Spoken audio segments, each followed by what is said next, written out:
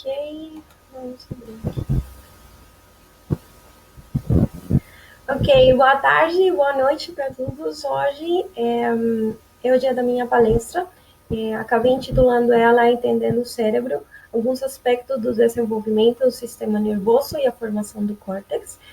Queria me apresentar primeiro, sou a Lina, doutoranda no Laboratório de Neurobiologia Molecular, sob orientação da professora Marimélia Porcionato, do Departamento de Bioquímica da Escola Paulista de Medicina, da Unifesp em São Paulo, e atualmente estou fazendo um estágio, um intercâmbio, no laboratório da professora Laura Lopes Mascaraque, no Departamento de Neurobiologia Molecular, Celular e do Desenvolvimento no Instituto Cajal, em Madrid.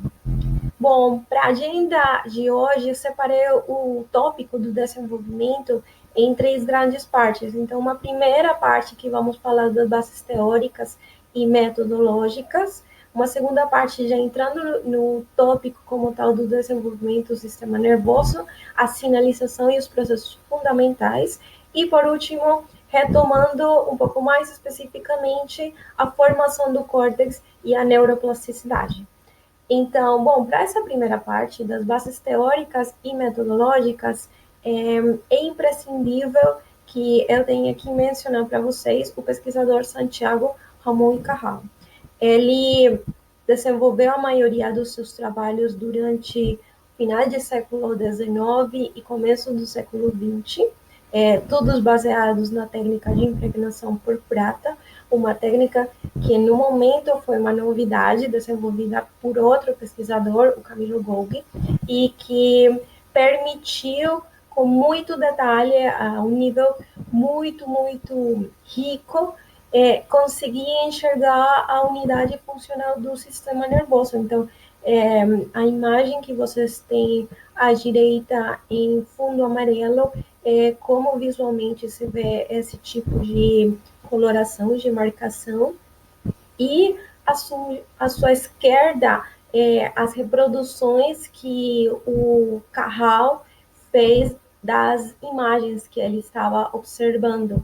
Então, bom, essa foi a base sob a qual ele constituiu o que é chamado depois da Escola do Cajal, e que desenvolveu numerosos trabalhos simplesmente reproduzindo no nível, novamente, volto a dizer, muito detalhado, muito rico, essa complexidade do sistema nervoso que até esse momento era totalmente um mistério. Então, aqui tem uma imagem muito linda de uma reprodução à esquerda de uma célula de Purkinje, do cerebelo, e à direita uma célula do córtex, o neurônio. Então, bom, a partir desses desenhos, ele, além de desvendar o grande mistério de qual seria a forma anatomicamente e o que seria a unidade estrutural do sistema nervoso central, também deu uma função para esse tipo de célula. E o que se baseia hoje e o que é chamado teoria ou doutrina neuronal, e que depois lhe mereceu o Prêmio Nobel de Fisiologia ou Medicina em 1906. Então, a partir desse momento, múltiplos foram os trabalhos que começaram a querer desvendar, então, como se produziriam essas células e como seria o desenvolvimento do sistema nervoso. Então, bom, eu quero começar falando que aqui não tem todos os trabalhos, mas pelo menos dá para ter uma pincelada do que foi esse século maravilhoso para as neurociências. E, bom, só para começar falando, então, que na década dos anos 20, experimentos de implantação em embriões de anfíbios levaram ao conceito de região ou centro organizador, que foi envolvido aquela região, aquele tecido, aquele conjunto de células que é envolvido na formação do eixo axial do organismo. Esse é um conceito base para o desenvolvimento do sistema nervoso e também dos outros tecidos. E anos depois, na década dos anos 50, quando se desenvolveu a técnica da autorradiografia com timidina radioativa, os pesquisadores começaram a levar um pouco para adiante a parte de como seria esse desenvolvimento mais específico. Então, em 1961, com essa técnica, se fez a primeira descrição da neurogênese em mamíferos, e nesse caso foram camundongos, e 10 anos depois, em 1975, se uniu, se associou a técnica da radiografia com timidina com as técnicas de implantação que já tinham sido bem manejadas, e com isto se fez alguns estudos de migração e diferenciação neural no embrião de galinha. Ao mesmo tempo, na década de 70 também, se fizeram os primeiros estudos em primatas, validando os achados que já tinham sido descritos em camundongos. E, por último, a partir dos anos 80, com o desenvolvimento de outras ferramentas, como a mesma microscopia, que ganhou muita resolução, e as técnicas de biologia molecular, junto com ferramentas computacionais, se começaram a desenvolver os primeiros trabalhos, incluindo os efeitos das vias de sinalização e o que depois será chamado controle genético, que é um outro conceito bem interessante e que a gente vai mencionar bastante durante essa palestra. Então, bom, hoje, a nível de desenvolvimento, tem diversos estudos. Eu vou mencionar esse daqui, no qual se faz comparações entre as espécies, o que é chamado de história evolutiva, e pela qual se pretende entender qual seria a relação entre a massa, a estrutura do cérebro como um todo e a quantidade de neurônios. E, bom, nesse caso, por exemplo, essa gráfica aqui, o que está nos mostrando é que a função tende a ter um crescimento linear, exponencial, mas se vocês veem o quadrinho em rosa, ele está mostrando como o crescimento do cérebro nos primatas, ele foge um pouco do que seria os parâmetros comparado com o resto das espécies.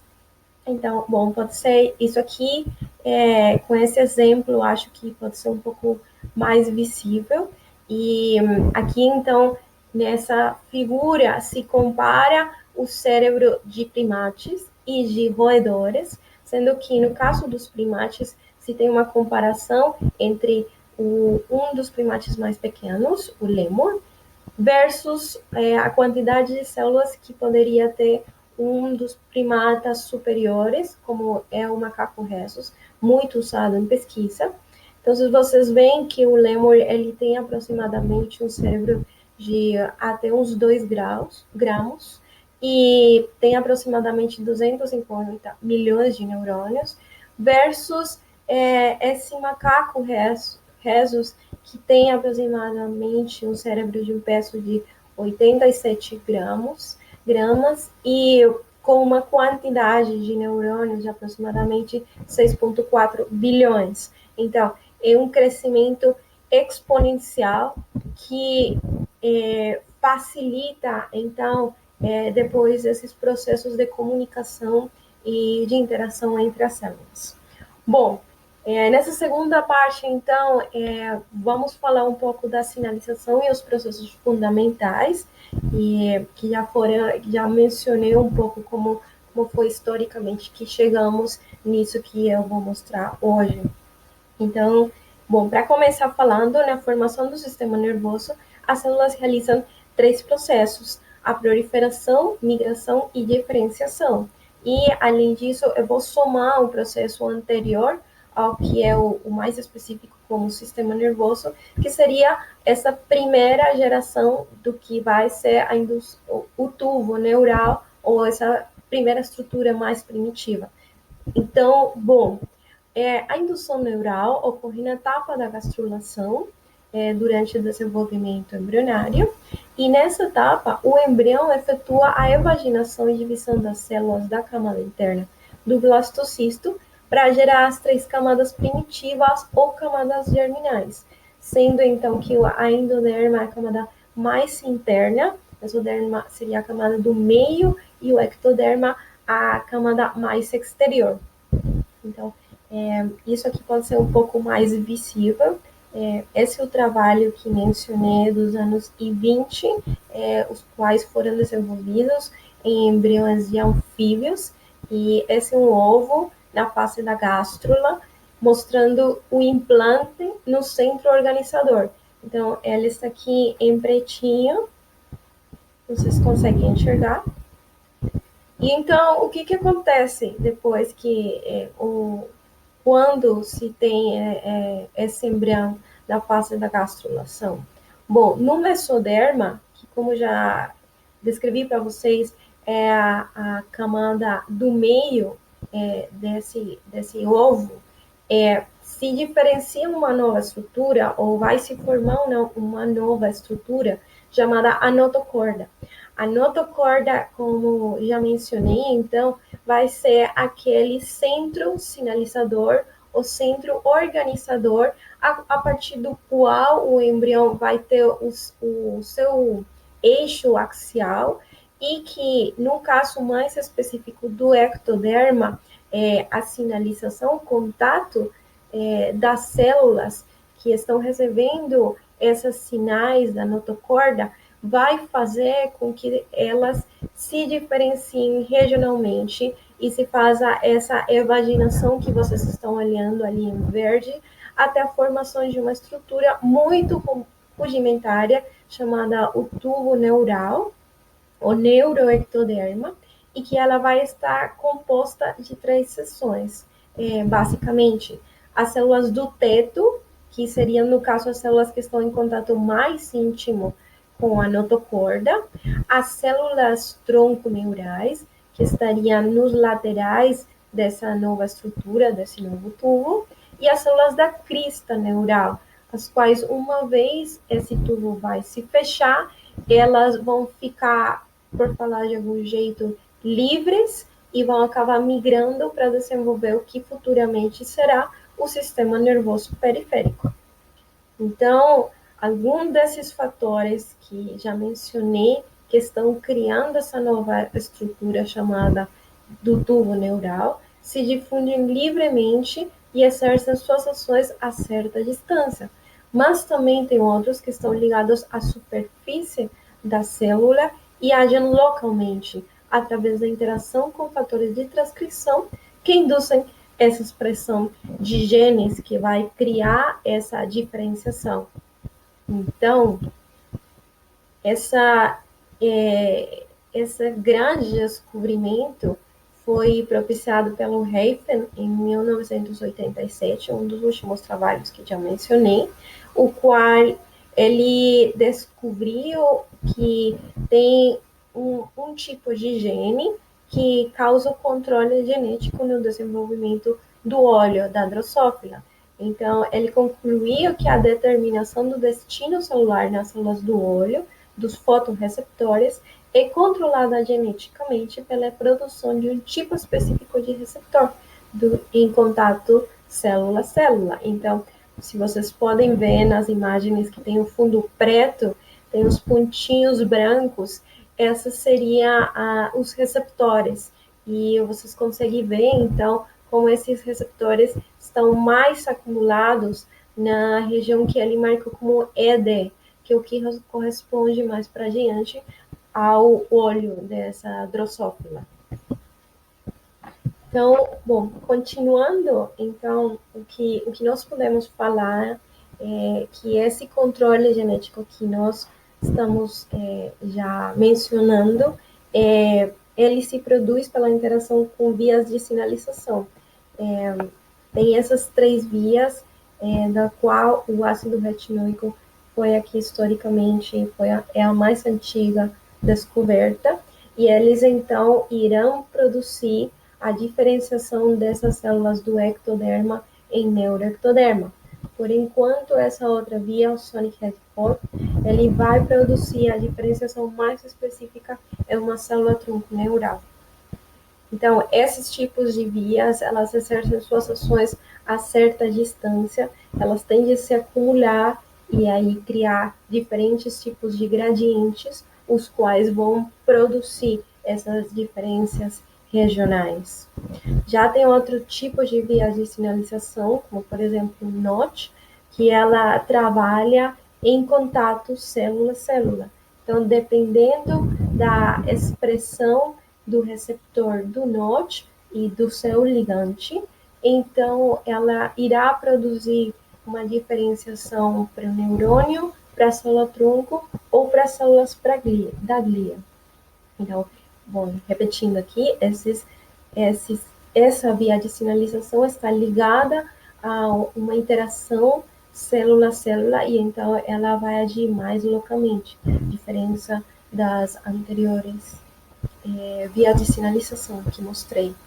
Então, bom, temos esse novo tubo neural como a estrutura mais primitiva desse sistema nervoso, só para lembrar então que ele também é chamado de neuroectoderma, e esse esquema aqui do Spearman e Mangold, se lembrarem, eu mencionei que eles fizeram os primeiros trabalhos que definiram o que hoje estamos chamando de centro organizador, a notocorda. Então, num rosa muito claro, vocês conseguem ver ali o implante que eles fizeram nesse embrião de anfíbio, de tríturos, se chama a espécie. Em verde mais clarinho, e tem dois tipos de verdes, um verde escuro e um verde mais clarinho. O verde mais clarinho está mostrando, então, esse novo tubo neural que foi criado graças ao implante nessa região. Então, que seria o que depois ele iria falar, que seria a notocorda. Então, a proliferação e diferenciação neural se dá após a formação desse tubo, quando as células tronco neurais, já mais especificamente falando, começam a proliferar rapidamente. Então, essa proliferação abrange modos simétricos, nos quais a célula-tronco vai produzir uma nova célula-tronco, ou um tipo de proliferação assimétrica, no qual a célula-tronco pode chegar a produzir uma célula-tronco e um progenitor com destino mais específico para produzir ou neurônios ou glia.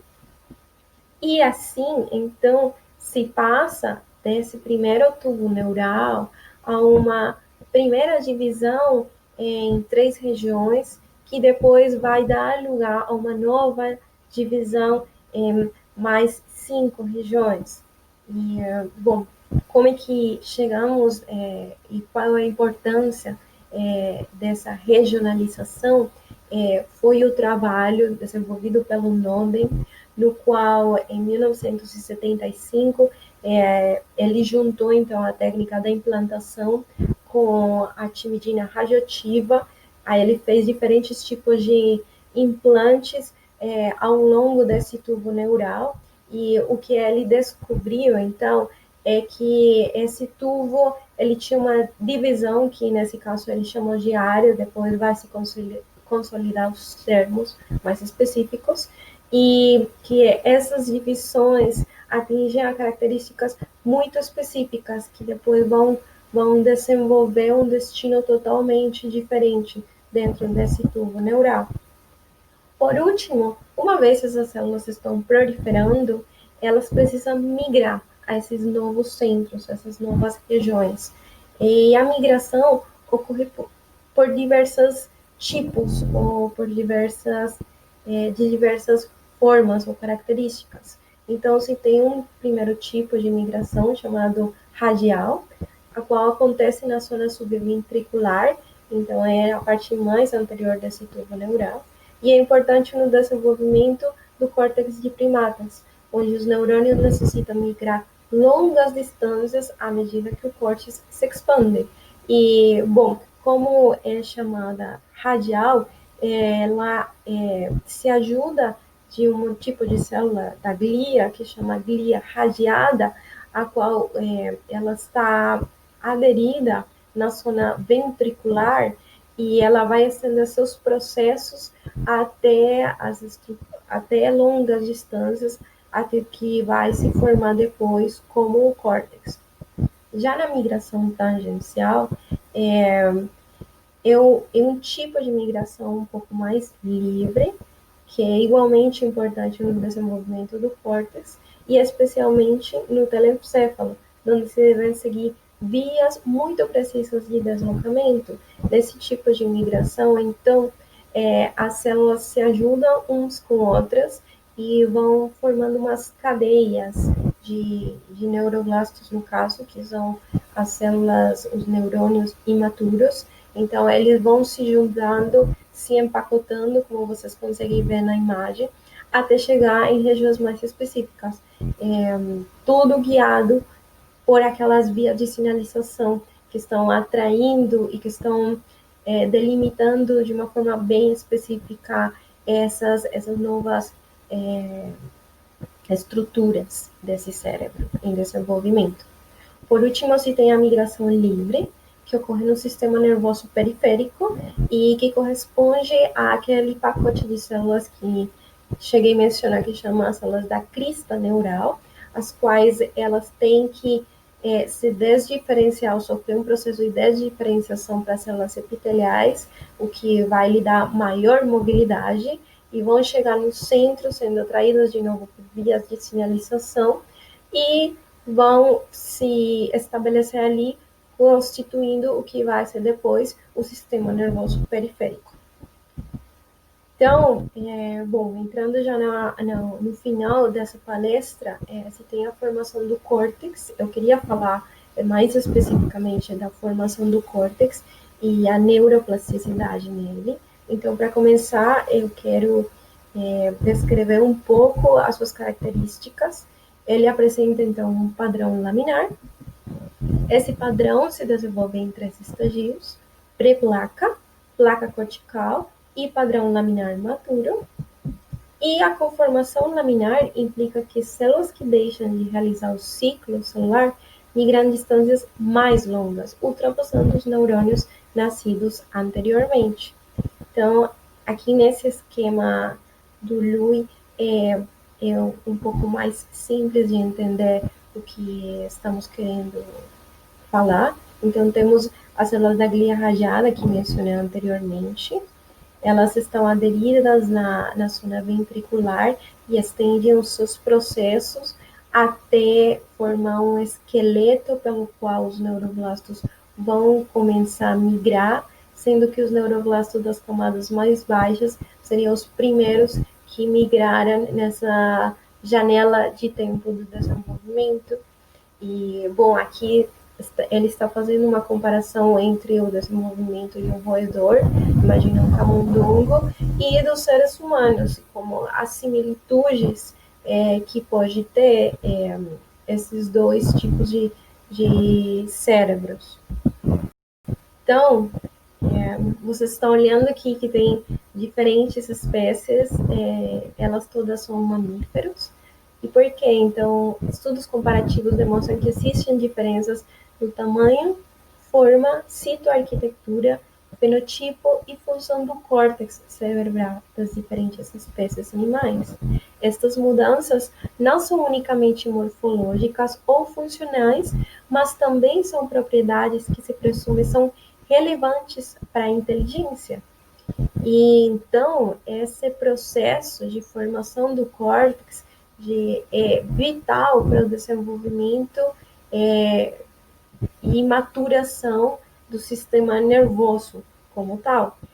Aqui, por exemplo, nesse experimento que trouxe para mostrar para vocês, ele está descrevendo como pode se ver afetado todo o desenvolvimento só com a disfunção nesse caso, a migração. Então, aqui temos um camundongo controle, mostrando na idade embrionária 17, onde se observam que os neuroblastos migratórios marcados para a proteína MAP2, ou seja, todas essas células aqui, eles estão atravessando a placa cortical, ajudada pela glia radial, e essa aqui é a placa cortical, aqui é azul. E como esse camundongo transgênico de uma idade DCC, igual que o controle, esses neuroblastos, que eles não têm um problema na proliferação, mas sim na migração, porque apresentam uma difusão nessa proteína, eles ficam encalhados aqui e não conseguem atravessar tão eficazmente essa placa. Então, o que vai produzir isso? Que depois não vai se formar. Então, esse padrão laminar que já vemos, que estávamos falando anteriormente, e então, por qual não vamos ter um desenvolvimento total desse cérebro.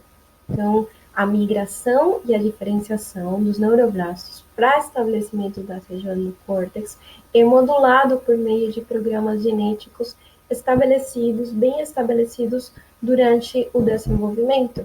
E, bom, aqui eu trouxe umas imagens muito lindas do Alan Brain Atlas, mostrando essas 3 vias de sinalização num camundongo adulto e como elas, então, conseguem formar esse padrão maravilhoso. Nesse caso, aqui está se mostrando uma imagem de análise de expressão in situ do gene que codifica para a proteína parvalbumina.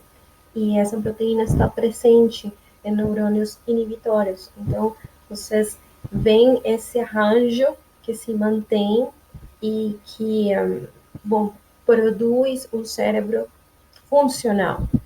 Só que esse cérebro também depende posteriormente de sinais aferentes para a integração das funções anatômicas, fisiológicas e comportamentais especializadas. Então, aqui já vamos entrar num tópico que é a última parte da palestra, que seria o que nós estamos falando por sinais aferentes.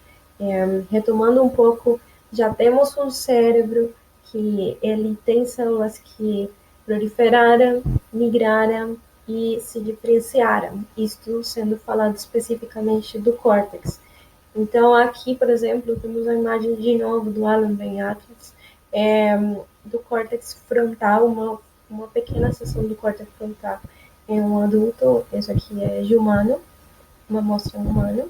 E, bom, eu quero começar falando que uma vez amadurecido, o cérebro tem aproximadamente 86 milhões de neurônios. Basicamente, a gente pode dividir eles entre excitatórios e inibitórios. A imagem está mostrando a expressão daquela proteína que falei, a calbidina, desculpa, a calbidina. E então aí eles estão mostrando nas áreas onde tem muita mais cor amarela e laranja, porque ali se tem esse cordão de neurônios inibitórios. Mas esses neurônios, eles precisam amadurecer, e para amadurecer, então, eles precisam começar a se comunicar entre eles, o que somente é possível no momento em que esse cérebro começa a receber sinais do exterior, ou aquelas sinais aferentes que estava me referindo anteriormente. E toda essa comunicação elétrica vai produzir sinapses, quer dizer, pequenos processos que vão ir de uma célula para outra, pequenos e grandes em alguns casos, processos que vão ir de uma célula para outra, criando uma circuitaria muito dinâmica e heterogênea. E essa daí é a base do que nós chamamos atualmente como neuroplasticidade. Então, cada neurônio pode chegar a estabelecer conexões com mais de 10 mil neurônios. Imagine toda a complexidade dessa rede. E o estímulo sensorial, o estímulo que vem de fora, gera o remodelamento constante dessas conexões, não somente no cérebro, nas etapas nas primeiras etapas da vida dessa pessoa ou desse ser, como seria a infância, mas também durante toda a vida. Então, sempre que o cérebro está ativo, que vai ser sempre, ele vai estar reagindo, fazendo uma reorganização, um rearranjo de todas essas conexões que ele tem. E, bom, eu trouxe para vocês aqui, todos esses trabalhos falam um pouco de neuroplasticidade, e eu quis trazer para vocês esse mais especificamente do o trabalho de Haggard. E nesse trabalho, então, vocês vão assistir um pequeno vídeo antes de explicar para vocês o que é. Espero que aqui dê certo. Vamos lá.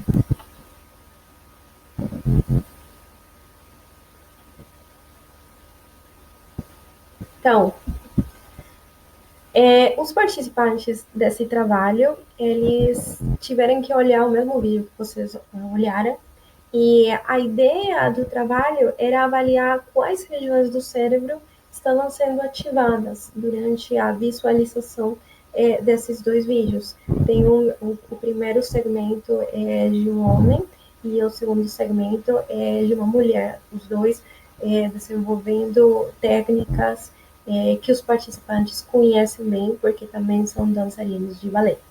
Então, primeiro que esse trabalho descobriu é que, além de áreas visuais, pelo efeito que eles estão observando, foram estimuladas, existiam outro tipo de áreas que corresponde às células espelho, ou os neurônios espelho, os quais são encarregados de causar uma atividade muito similar nos participantes, como não somente se eles estivessem observando, mas se eles estivessem fazendo a mesma tarefa. Então, por isso que chama de neurônios espelho, porque de algum jeito o cérebro está funcionando como se o seu corpo estivesse fazendo os movimentos que eles estão vendo.